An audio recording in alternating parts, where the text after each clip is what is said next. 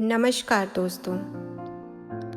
भगवान कहते हैं सेवक का मूल्य है मनमति का त्याग। इसके बिना भक्ति मार्ग में सफलता प्राप्त करना असंभव है। यदि तुम्हें उच्च पद प्राप्त करना है तो छोटों को परेशान मत करो, नहीं तो उनकी हार्दिक पुकार तुम्हें भी परेशान कर देगी। किसी की भी निंदा ना करो, क्योंकि उससे तुम्हारी भी हानि होगी। यदि तुम पूछते हो कि कौन सी हानि होगी, तो सुनो, तुम्हारे सब शुभ कर्मों का फल उसके पास चला जाएगा जिसकी तुम निंदा कर रहे हो। अब स्वयं ही समझ लो। जैसे अंधेरी कोठरी में हर समय ठोकर लगने का भय रहता है, वैसे ही जिस व्यक्ति का हृदय अज्ञान के अंधकार से पूर्ण हो, उसे सत्य पथ पे भटकने का भय रहता है। इसलिए हृदय में अखंड ज्योति जलाओ, जिसमें प्रेम की बत्ती और सत्य का तेल हो। जिस भगत को भगवान के चरणों में प्रेम है, वह नाम का अभ्यास करे। नाम का अर्थ है मैं नहीं हूँ। संतों का फरमान है कि भगवान को अहंकार नहीं सुहाता। जहाँ नाम होगा वहाँ अहंकार नहीं होगा। सेवक को अपनी सुरती नाम में ऐसी जोड़नी चाहिए जिससे केवल तू ही तू रह जाए और मैं भूल जाए। इसी को कहते हैं भगवान से सच्चा प्रेम। जिसको भगवान प्राप्ति की अभिलाषा हो, उसे अन्य सभी इच्छाएं त्याग देनी चाहिए। कुर्बानी किए बिना सफलता कदाचित नहीं मिल सकती। आत्मिक शक्ति की प्राप्ति के लिए कम खाना, कम बोलना और कम सोना आवश्यक है। बहुत लोग बातें तो ऐसे करते हैं कि जैसे प्रभु की प्रसन्नता प्राप्त की हो, परंतु उनके कर्म देखें तो प्रभु की महिमा भी केवल मायावी पदार्थों की प्राप्ति के लिए करते हैं। ऐसे लोगों को भगत या बुद्धिमान नहीं कहा जा सकता। मन नाम में ना लगे तो बार बार लगाओ।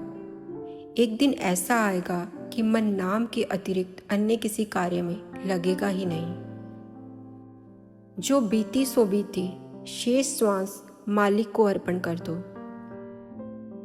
लोगों के साथ विचारों का आदान प्रदान करने से अच्छा है कि एकांत में बैठकर भगवान का चिंतन करो। जैसे परीक्षा के दिन निकट आने पर बालक अधिक से अधिक पढ़ाई करते हैं, वैसे ही सेवक को भी चाहिए कि जैसे जैसे जीवन के दिन व्यतीत होते जाएं, वैसे वैसे भजन अभ्यास करें, भगवान का नाम जपें। जो कुछ भगवान प्रदान करें उसे प्रसाद समझ प्रसन्नता से खाओ। खाते समय क्रोध ना करो, चिंताएं भुला दो, हंस हंस के खाओ, तो वह तुम्हें अमृत सा लगेगा। यदि अपने अशुभ विचारों पर नियंत्रण करोगे तो कुकर्मों से बच जाओगे और दंड भी नहीं पाओगे। एक व्यक्ति पहाड़ पर चढ़ते हुए ठोकर खाकर गिर पड़ा। हड्डी टूट गई। कई वर्षों के पश्चात ठीक हुआ। गिरा तो सेकंड में था, परंतु ठीक होने में कई वर्ष लग गए। इसी प्रकार सुरती की चढ़ाई पहाड़ की चढ़ाई से भी कठिन है। तनिक बुराई की ओर फिसल गया तो पुनः उसी स्थान पर लौटने में अत्यधिक समय लग जाएगा। इसलिए भगत को हर समय बुरी संगति से बचना चाहिए। कहावत है कि जैसा अन्न वैसा मन। शरीर नाम की कमाई करने के लिए मिला है, इसलिए साधारण, सात्विक और कम भोजन खाना चाहिए, जो मन को शुद्ध करेगा और शुद्ध मन से भगवान का नाम होगा। संसारिक उतार चढ़ाव आने पर उतावले मत होवो, क्योंकि यह हमेशा स्थिर नहीं रहते। धैर्यपूर्वक भगवान की कृपा पर विश्वास रखो और मालिक का चिंतन करो, जिससे शारीरिक एवं आत्मिक दोनों लाभ होंगे। सदैव प्रसन्न रहने का प्रयत्न करो। प्रसन्नता सदा भगवान की संगति से ही प्राप्त होती है। यदि मन में क्रोध आए तो भगवान के शब्द द्वारा इस पर नियंत्रण करो।